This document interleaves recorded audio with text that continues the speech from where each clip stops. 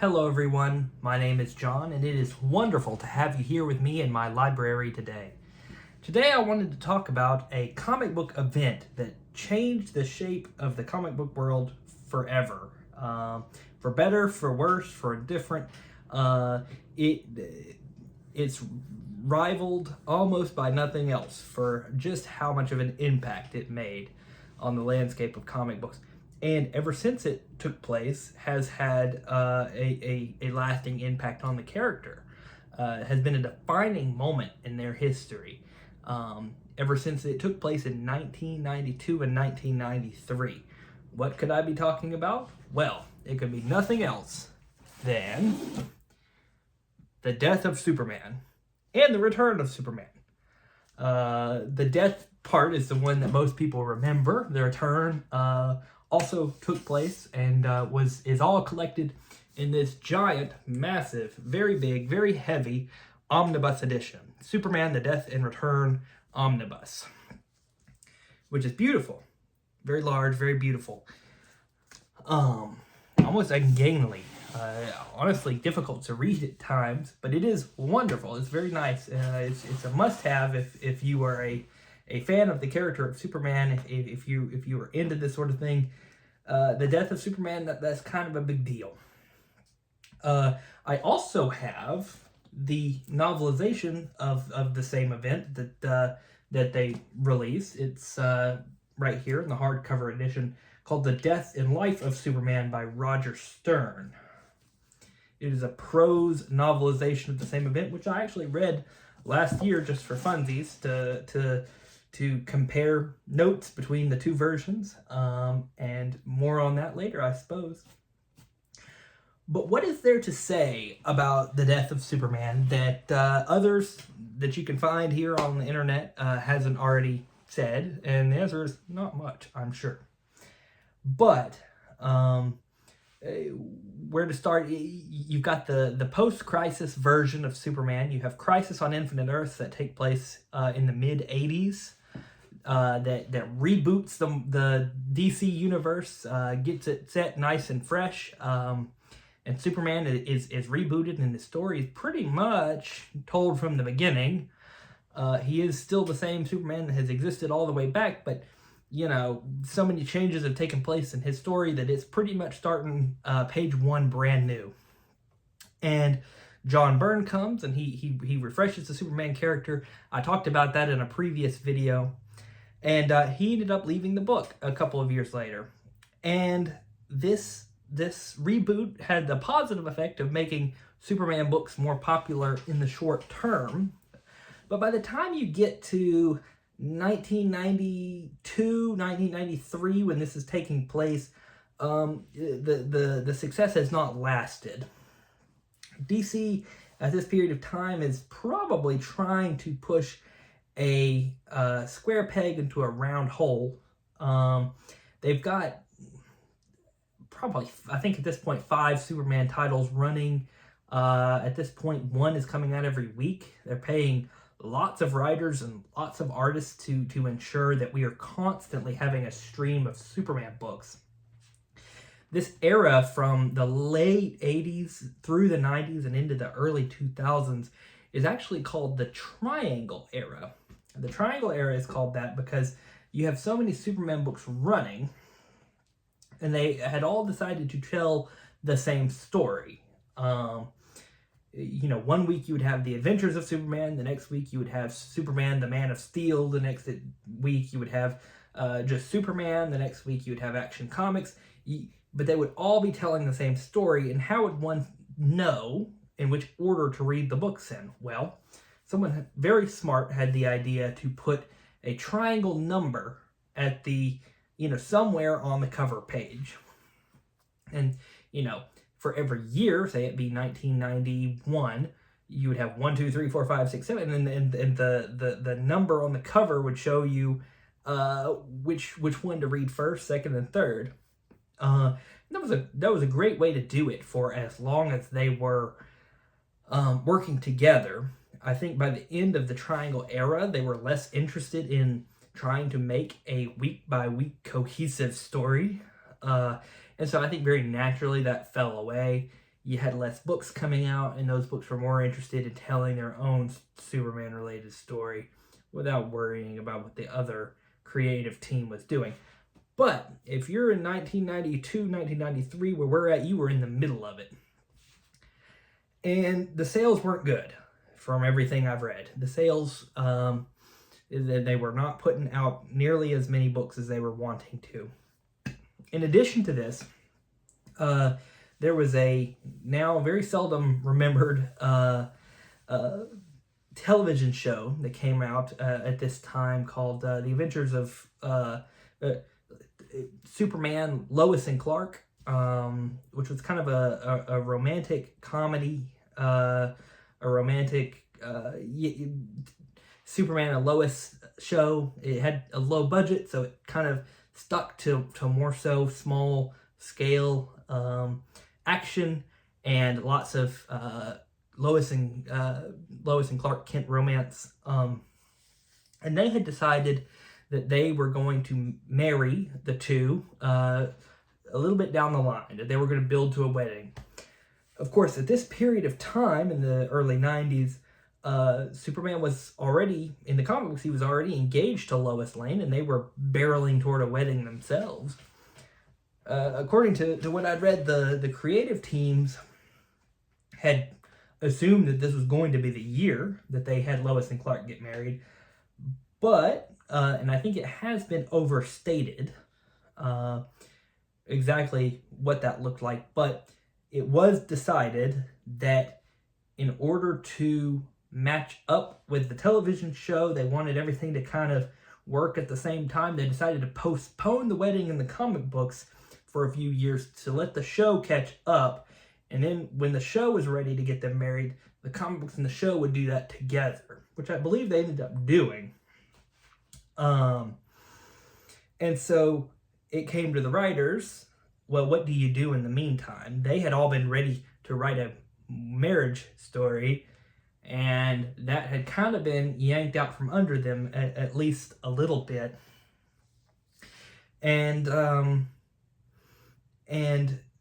one of the writers, Jerry Ordway, they always said that he, in the Superman writing group meetings, they would meet up together at least once a year for a retreat and talk about what Superman stories they wanted to write for the new year.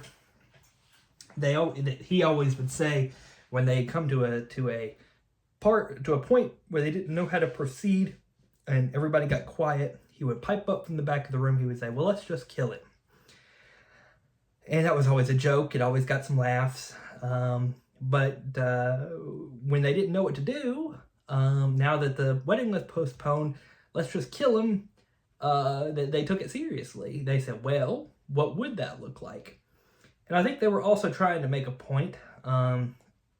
Superman is the granddaddy of all superheroes, and is a paragon of is intended to be a paragon of virtue, of moral virtue, and in the 90s, you've got a lot of grit and gritty, a lot of moral relativism going on, a lot of praising violence and things of that nature, and Superman was considered by many to be a bit behind the times. He hadn't progressed to that yet, or he hadn't progressed to that at all. And I think they had said, well, what would it look like if we took him away? Would people really like that? Would we miss him?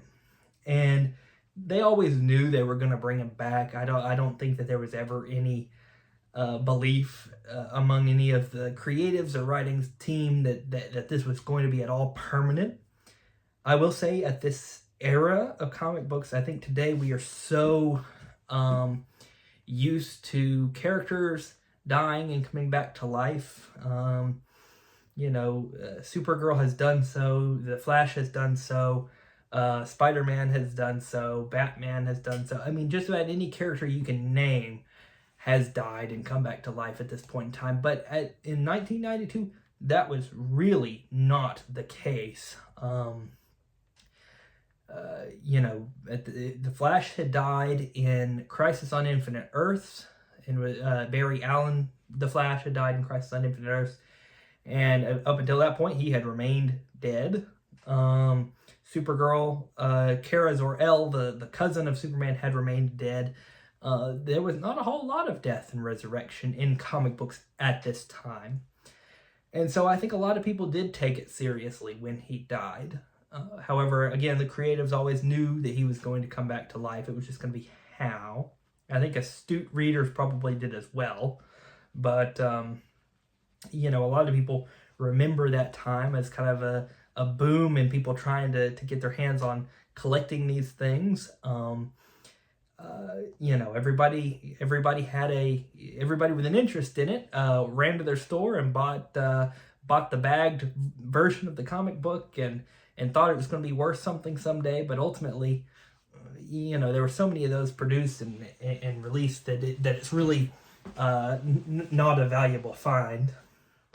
But I think it also was really publicized by the fact that they say it was a slow news day when they had started the march towards killing Superman, and it got really publicized in the news media, and they didn't really see it coming. So a lot of people had their eyes on the character when this was happening, and it wasn't really a secret that Superman was going to die in this fight. It was being built to. The conclusion was already foregone at the beginning of the fight. And actually, if you look at the artwork, I find it very interesting. Others have pointed this out. I'm not the first person who has seen this. But as you progress, issue by issue, as Superman is fighting the bad guy Doomsday, in this issue here you have 3 panels per page. And as you get closer and closer, the next issue whittles it down to 2 panels per page. And then the last issue, the one where Superman dies, you were down to 1 issue one panel per page. And these massive splash pages, you were getting to see it play out in front of you in massive panels. And that was a neat way to really build the tension of this climactic final battle and this climactic moment. The story that these issues tell revolves around a creature known as Doomsday. Now, they later have since gone back and done Doomsday to death.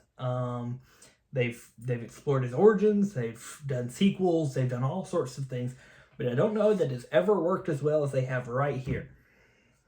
In this comic book, Doomsday is a rock-looking alien creature that is trapped in a underground pod of some variety, which he breaks his way out of and goes on a rampage throughout the east coast of America until he reaches Metropolis and is stopped by Superman, who dies protecting Metropolis from him.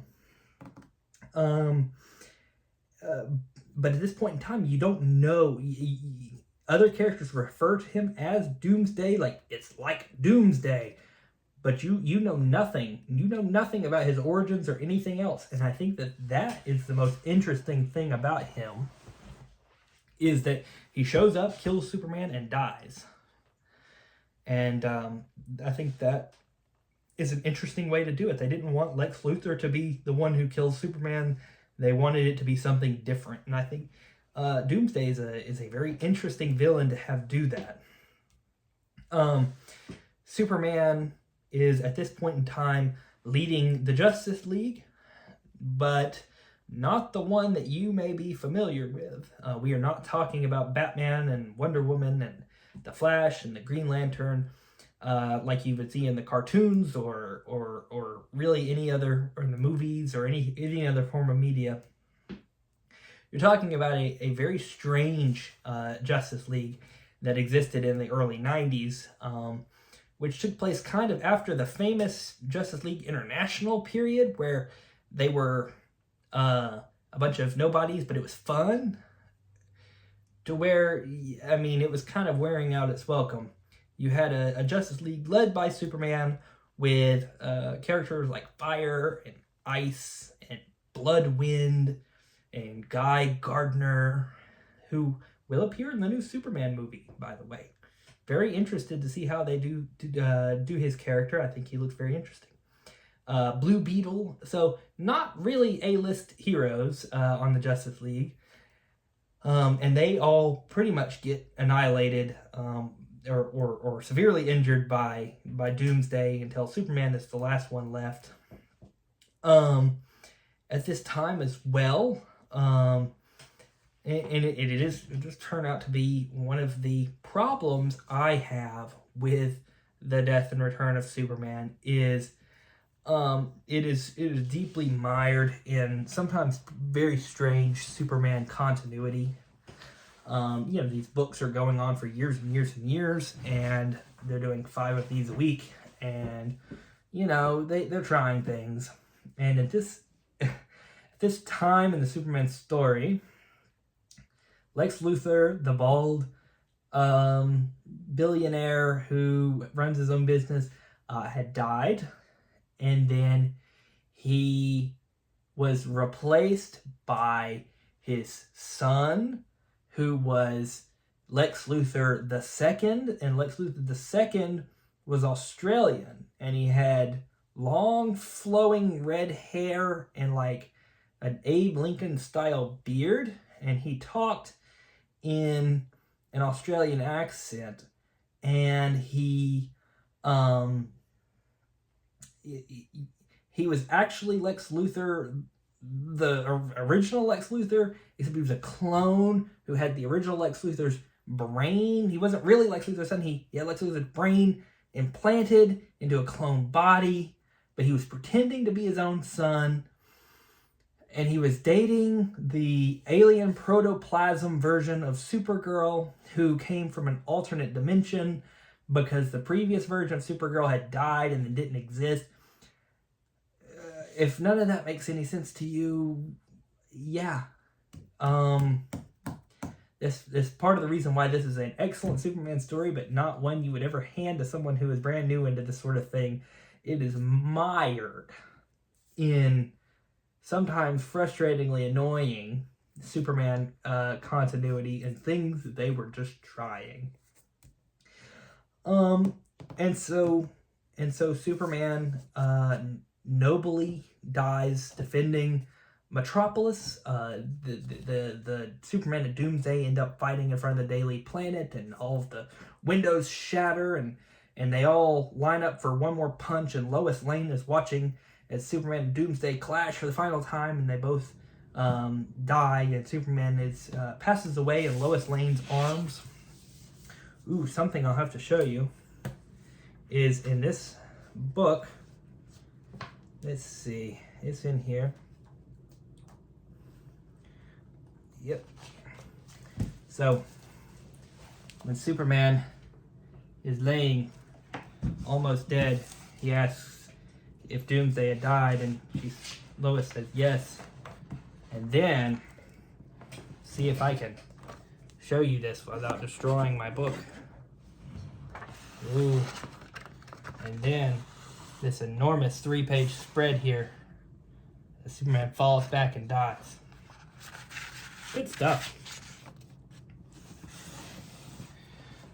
And that happens in the first, maybe fourth of this book. So you have Superman, he's dead. What do you do next? And a lot of the creatives said that that's where the story really starts. Superman dying isn't the story. Superman dying is one big, long fight scene. It was sudden, it was severe, it was violent, it was brutal. But when he was dead, you had a minute to breathe.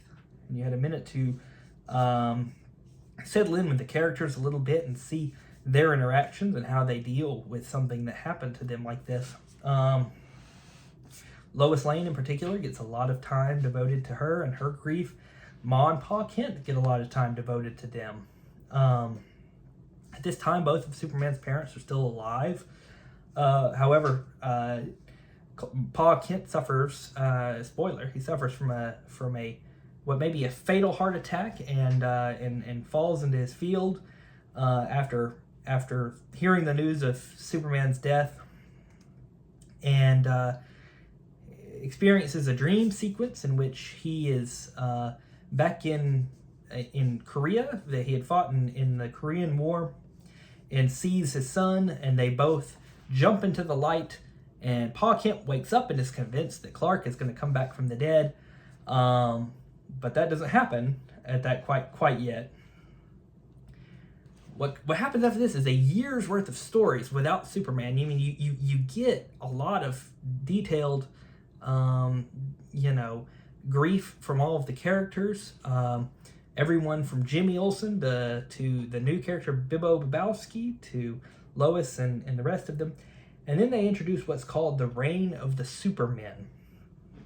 When Pa Kent sees a vision of Clark in the afterlife, and they both jump back into what Pa believes is to reality, there come 4 different versions of Superman who all appear to be trying to take Superman's place in the world.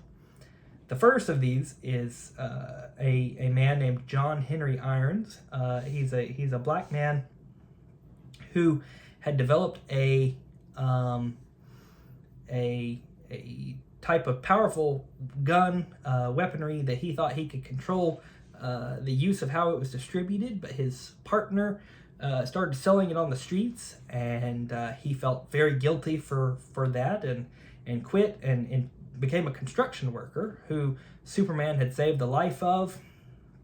And when Superman died, he put his skills to use in trying to do better for the world. He became Steel, who is kind of a Iron Man-like superhero who has like this techno hammer, and he wears a steel suit. He's awesome, very cool. He has rocket boots and can fly around. Very neat character. He kind of embodies Superman's compassion and his heart.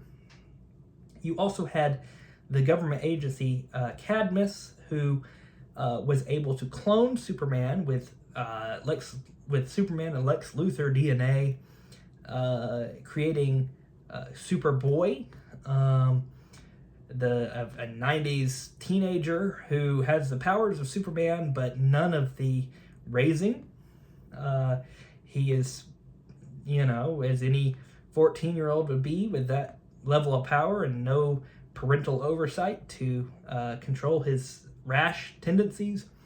The government can't control him, but he ends up being manipulated and controlled by the media and anybody who thinks that they can earn a buck off of him. So he's a very interesting character.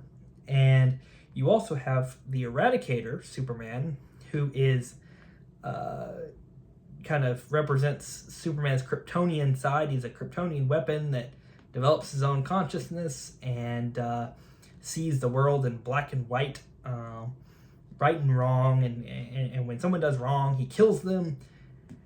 And he represents black and white justice a little bit. And then finally you have who ends up being the bad guy of the whole thing, Cyborg Superman. He looks like Superman was like super battle damaged, and he has robot features. Who earns the trust of the government and convinces many people that he is the real Man of Steel, but ends up summoning an alien invasion led by the supervillain Mongul, who was a key part of some very famous Superman stories, such as the Superman Exile story and For the Man Who Has Everything story by Alan Moore. And it's during this alien invasion where Cyborg Superman is revealed to be the villain that the real Superman comes back. He had been hibernating in the Fortress of Solitude and revealed himself in a cool black costume with long 90s mullet hair. And he's, resurrected from the dead and leads Steel and Superboy, and they all have one big old battle. And unfortunately for the fans of the character Green Lantern, in the middle of this battle, Green Lantern's city, Coast City, is completely obliterated and destroyed. Was completely nuked off of the face of the planet, and everybody there died. And so that was pretty dark and serious, but they were able to save Metropolis. But Superman does end up defeating both bad guys, and the day is saved. But not for Green Lantern, who was so hot and cold. His entire city being obliterated in a Superman book was originally written as coming to terms with it, and then based on the success of how dark and gritty the death of Superman was, they decided to make him go crazy and kill all the members of the Green Lantern Corps. So that was a decision that was made in the 90s, because the 90s. But this story had so much influence and was good. It was a good story.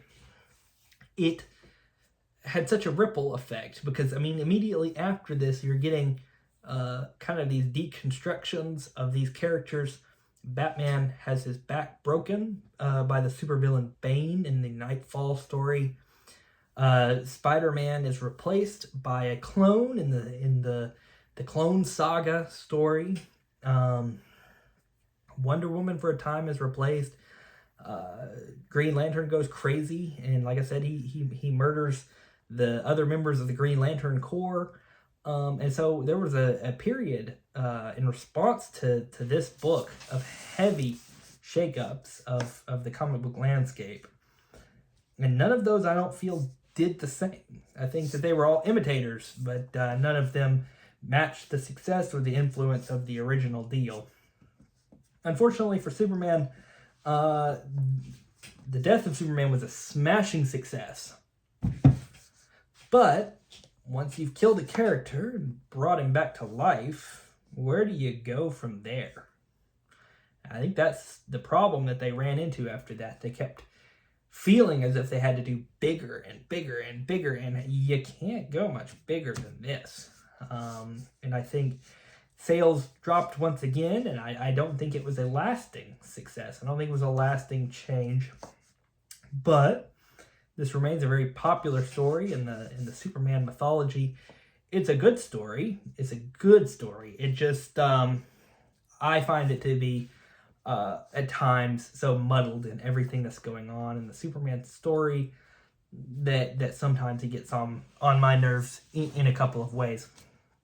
And then I also, like I said, read this version. I thought, well, let me just read this. I was wanting to see if this book would clear up my main concern and clear up some of that confusing continuity and just streamline the story a little bit for me. Make the story, kind of bring it down to its bare basics. However, this book will spend pages trying to explain to you why it's important that Lex Luthor is a clone. Well, his body's a clone and his brain was transmuted into his clone body. It spends pages trying to do that. Whereas if you're going to buy this book right here, great book, it's going to assume you'd already knew all that. This book will try to explain why it's important that Supergirl is actually an alien protoplasm. You know how it is. But this novelization goes pretty much right along with the story. I paid like $10 for this. I paid far more for this. So if you ever wanted to experience this story for yourself, which if you were a fan of the character of Superman is kind of a must at some point, choose whichever one fits your price point a little bit better. They do have all of these things on the subscription DC Universe Infinite, so you can take advantage of that as well. But this is a real deal piece of comic book history right here, and if you love this sort of thing, it is worth having on your shelf, even if it is unruly, ungainly, and impossible to hold. Anyway, I suppose that's all I have to say on the matter. I hope you enjoyed my insane ramblings today. I'll plan to be with you again sometime very soon. Before the end of the month, we'll talk about Julius Caesar. Currently, right now, reading Lonesome Dove and really enjoying that book. I had some extra time this weekend, so I've enjoyed picking that up from the library and reading that. I hope you all have a wonderful rest of your week. I hope to see you all again very soon. Please leave a like. Please subscribe if you were so inclined. If you liked this video and liked the content I'm putting out, it's very encouraging to me to see that. Please drop a comment if you are so inclined and tell me if you've read The Death of Superman, if you have a favorite Superman story, if you're excited for the movie coming out this year. I know I certainly am. I'm very excited. I hope you all have a fun rest of the week, and I hope to see you all again very soon. Thank you.